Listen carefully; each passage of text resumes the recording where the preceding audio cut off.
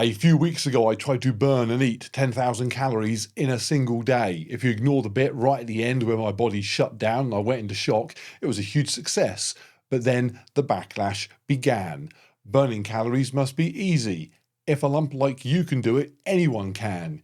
You cardio muppets are a joke. Do you even know what a dumbbell is? I know, don't feed the trolls, but I snapped. I said, you're just the most unsupportive wife ever. Stop texting and let's see what you can do. Today's challenge is simple. We're going to take our base metabolic rate. That's the calories you burn every day just staying alive. We're then going to work out for 1 hour and burn as many of them as possible. The winner is the one that burns the highest percentage. So if Jen burns half of hers, but I only burn 40% of mine, she wins, even though I might have burnt more actual calories.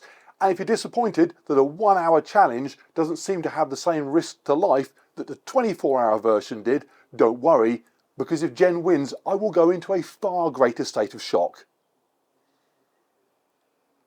2, 1, go. Okay, Jen is running off because she's desperate to win and simply can't.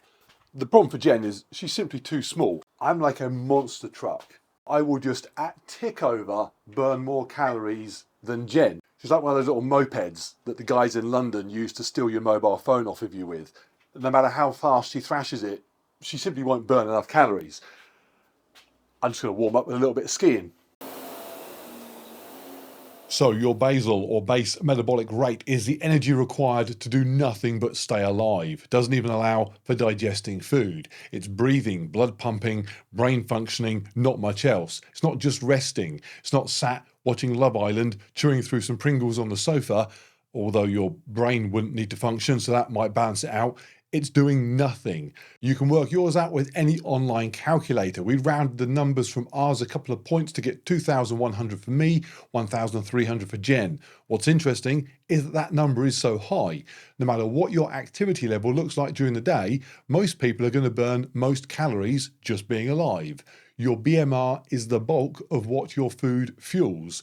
So what dictates the calories that you can consume and still not be taking on too many is more down to your BMR than whether you took the stairs or cycled to work. Bottom line, adding 3 sets of bicep curls to MyFitnessPal probably won't add up to more Ben & Jerry's. Possibly the most complicated part of this challenge is Joshua having to occasionally work out the maths. I've just hit 100 calories at 6 minutes 48. I mean, I reckon I can do 1,000 calories in an hour, but I don't need to beat Jen. So I aim for 800. If you're now wondering, 1,000 calories in an hour? Really? Yeah, for me, going at about 90% flat out is about 1,000 calories an hour. For example, I did a 10K race last week, smidge over 40 minutes, maximum effort, got a duck pond podium even, and burnt 900. And it's because running, especially for someone big, is so calorie intensive that some people suggested when I did the 10,000 calorie challenge, I should have just jogged all day long. So there's a rule here. What's the rule? You can't do more than 20 minutes of the same thing. So I can't just go for a 1 hour run. Why is there a rule? Because jogging non-stop would be the most boring video possible to make. Here she comes. How many calories you on? 64. 64? 4.9. You're in the lead. Okay, so a little running commentary here. What's happening is that Jen, as we can see clearly, going off too fast. She's fatiguing. Her ski erg form is shocking. Make sure you get my rowing technique, because the rowers love to comment on my rowing technique.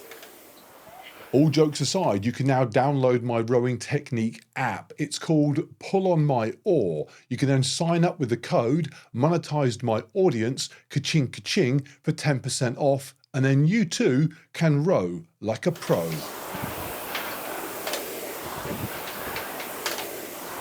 Okay, quarter of the way, 2:43. You're at 11%. Oh, I'm winning. Oh, easy. Hang on, is that 11 or is that 15? That's 11.5. Stay in school, kids. You moron. Okay, so the 20-minute stage, I'm about 1% up from Jen. It's to be expected. Just got a little foam rolling. Another point that was raised in the last calorie burning video was whether the Garmin watches hooked up to chest straps are 100% accurate at measuring calorie expenditure. No, of course they aren't. But what I have found is they are consistent. I've done enough high intensity cardiovascular activities to know that the calories the watch says I will have burnt will be consistent one activity to the next. I can almost tie it to my rate of perceived exertion. So if I come back from a run and it was pretty easy, 700 calories. Pretty tough, it's going to be closer to 1,000 calories. And when you're using tech to track and monitor, accurate and consistent is the holy grail, but inaccurate and consistent is a close second place. A simple example, if my scales always think I'm 5 pounds lighter than I am, I can still use them to work out whether or not I have gained or lost weight. Okay, 660. 31.4. 31. 342. 342. 26. No, Zara. Oh my God. Now, in case you're wondering why we are not doing any weight lifting, why we haven't popped over the road to the gym and started banging out some bench press, it's because non-stop sustained cardiovascular activity like we're doing here just burns more calories. Lifting weights, which is lovely, does indeed require huge amounts of energy expenditure, but only during the actual exertion phase. Next time you're working out, find a gym bro and literally time how long they actually spend exerting energy, lifting weight. After you deduct the time spent setting up their tripod, dry scooping their pre-workout, checking the lighting, the actual session is normally not a high calorie burner. And even if they're old school, Dorian Yates maximum intensity types, they're just not in the gym for very long. Doesn't mean lifting weights won't elevate the BMR itself. It doesn't mean that lifting weights won't impact your post-exercise oxygen consumption, etc., but it does mean I'll burn 1,000 calories going for a jog long before anyone hits 1,000 calories doing side lateral raises.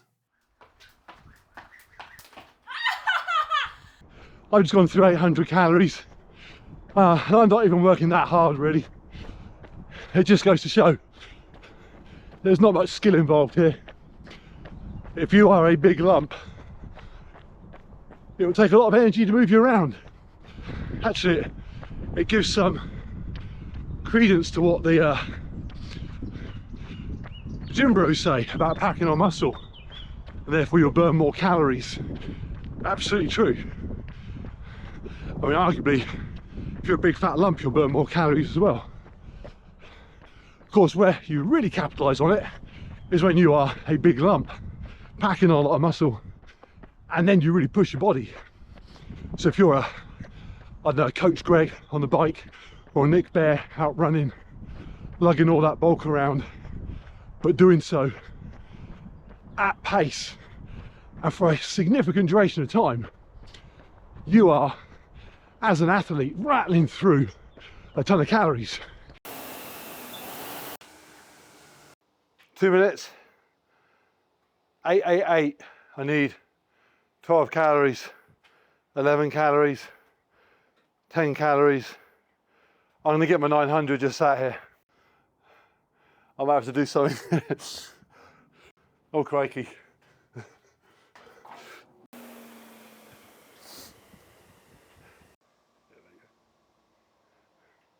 What'd you get? 511. Okay, 904 calories is 43% level. exactly 43%. What'd you get? 511. 511 calories is exactly. 39%. Okay, so 43% versus 39. 39%. But it's almost impossible for any other result. It's just size. It'd be like me versus, I don't know, a whale just swimming around.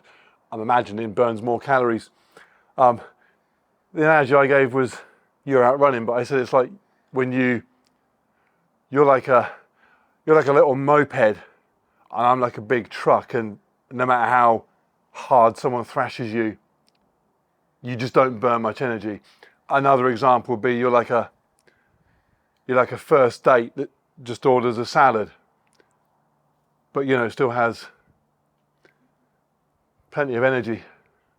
My app, so that you can download your own impressive analogies, will also be available very soon. What's the lesson we learnt from all this? Well, monitoring, tracking, having an understanding of your body's needs is interesting. It's potentially beneficial, might even be motivating. So if you do it in a way where the results are consistent, it's not a bad idea at all. But whatever you are monitoring, whether it's calorie expenditure, calorie consumption, amount of weight you lift, the speed you run at, whatever, those are your numbers. Ignore everyone else's because they will not be you. And the difference doesn't need to be as glaringly obvious as male, female, big, small, fit, unfit. People's genetics, their training history, how they're feeling that day will all add up to make enough of a difference that in many ways, like for like between two people just goes out the window. Focus on you, not how many grams of protein some random influencer ate for breakfast that day. If you've got any questions, stick them down below. If you're a rowing expert and would like to comment on my technique, please type your comment on somebody else's video. And if you want to support the channel and obtain exclusive content, including access to the podcast, Wurzel Gummidge. Who? I want to say that's like a Lord of the Rings thing. Wurzel Gummidge is not Lord of the Rings. He's a scarecrow. No, I'm stopping. Yeah, please do.